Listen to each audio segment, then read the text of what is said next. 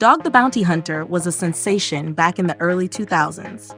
But did you know Duane Chapman had a series of tragedies and worse times before he became the famous bounty hunter? Yup, so let's take a look at how Dog turned around his life and became the most famous bounty hunter in the world. Born on February 2nd, 1953, in Denver, Colorado, Duane Lee Chapman, aka Dog the Bounty Hunter, was raised in a strict religious household. His dad, Wesley Duane Chapman, was a Korean War vet, a former Navy heavyweight boxer, and later a bail bondsman. His mom, Barbara Darlene, was a Sunday school teacher with the Assemblies of God. So yeah, church, discipline, and tambourine playing were a big part of Dog's childhood, but things at home were far from peaceful. His dad was what you'd call a dry alcoholic, sober but still abusive. One day, when he was a 13-year-old boy, he pulled a knife on his dad and threatened to cut him if he ever laid a hand on him again. That got him kicked out, and he ended up living with his grandfather. But no matter what, he stayed close to his mom, right up until later in life. Dog dropped out of school in 7th grade, and by 15, he joined the Devil's Disciples, an outlaw motorcycle gang, and ran away from home. In fact, at just 15, he was made the Sergeant of Arms of the national chapter of the Devil's Disciple, and that's when he got the nickname Dog, which is actually God spelled backwards. By 16, Dog had moved to Texas, gotten married to his first wife, LaFonda Sue Honeycutt, and had 2 sons, Duane Lee Chapman II and Leland. But while he was trying to be a family man, his criminal lifestyle was spiraling. Then came the night that changed everything. In September 1976, Dog and 4 of his gang members decided to rob a man named Jerry Oliver, a known weed dealer in Pampa, Texas. Things went horribly wrong when one of the gang members, Donald Kuykendall, shot Oliver in the armpit with a sawed-off shotgun, and Oliver died the next day. Even though Dog didn't pull the trigger and was outside during the shooting, he did bring his own gun and had supplied the ammo. And that was enough for the jury to convict him of murder. He was sentenced to 5 years and a day behind bars. But prison ended up being the place where Dog started to turn his life around. While locked up at the Texas State Penitentiary in Huntsville, he found his way back to his faith. He even became the go-to prison barber, despite having 0 to none experience, and not even having had a haircut himself in decades. Somehow, his cuts were legendary. So after serving just 18 months, he was released on parole in 1978. In fact, that's the time when decided he wanted to get in the bounty hunter game. In a 2007 interview with Fox News, Chapman said that while serving his sentence, he stopped an inmate from escaping and got a pat on the back from a guard, which inspired him to become a bounty hunter later. The only catch? Because of his felony conviction, Dog couldn't legally own a firearm. But that didn't stop him. What really launched Dog into the global spotlight came decades later, in 2003.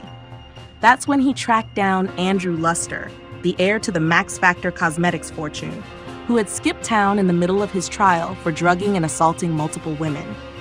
Dog, along with his son Leland and associate Tim Chapman, hunted Luster down all the way to Puerto Vallarta, Mexico.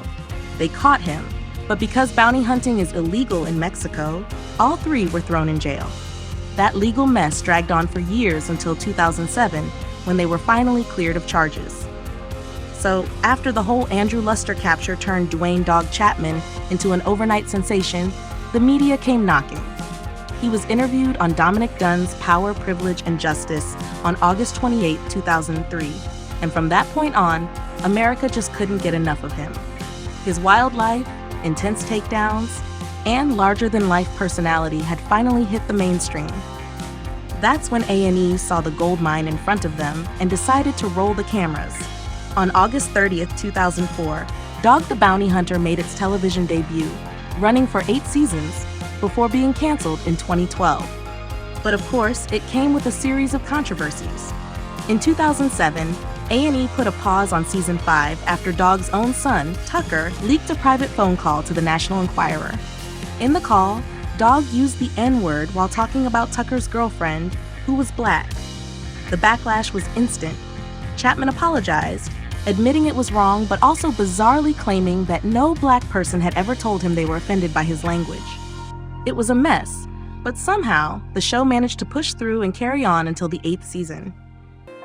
After Dog the Bounty Hunter ended, Chapman and fifth wife, Beth, starred in the spin-off Dog and Beth on the Hunt, which aired on CMT from 2013 to 2015.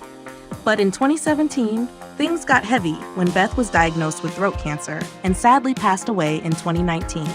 But before she died, though, Dog and Beth got one last show together, Dog's Most Wanted, which aired in 2019 for one season. Then came the next project, Dog Unleashed, which was supposed to stream in 2021. But before it could even launch, it was shut down. The production company sued Dog for $1.3 million, accusing him of breaching his contract. They claimed he made racist and homophobic remarks and even used a taser illegally during filming in Virginia. Dog denied all of it, but things got even messier when his daughters, Bonnie and Cecily, backed up the accusations. Bonnie even said the allegations were true, and Cecily accused Dog of using his search for Brian Laundrie as a publicity stunt. Chapman even went on to say that Bonnie and Cecily were being manipulated by people out for revenge. But between all the mess, Dog found love again and married his sixth and current wife, Francie Frame, and moved to Florida. They even co-host the podcast Unleashed, where they talk about their life and relationship. In fact, Chapman is even an author. His debut autobiography, You Can Run But You Can't Hide, was a New York Times bestseller in 2007. Then came Where Mercy Is Shown, Mercy Is Given in 2010. And just recently, in 2024, he dropped his third book, 9 Lives and Counting, a bounty hunter's journey to faith, hope, and redemption. Throughout his career, he has arrested over 10,000 fugitives. Even now, he's still doing the work.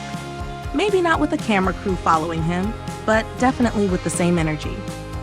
He and Francie are super involved in their community, especially with local churches around Naples, Florida.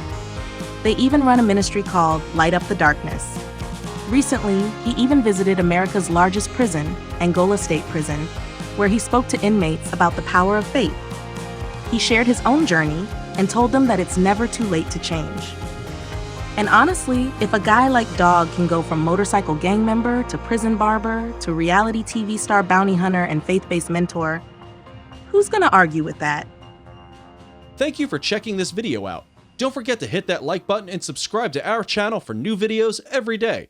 Turn that bell notification on if you want to hear from us, and comment down below if you've subscribed, and we'll make sure to reply and thank as many of you as we possibly can.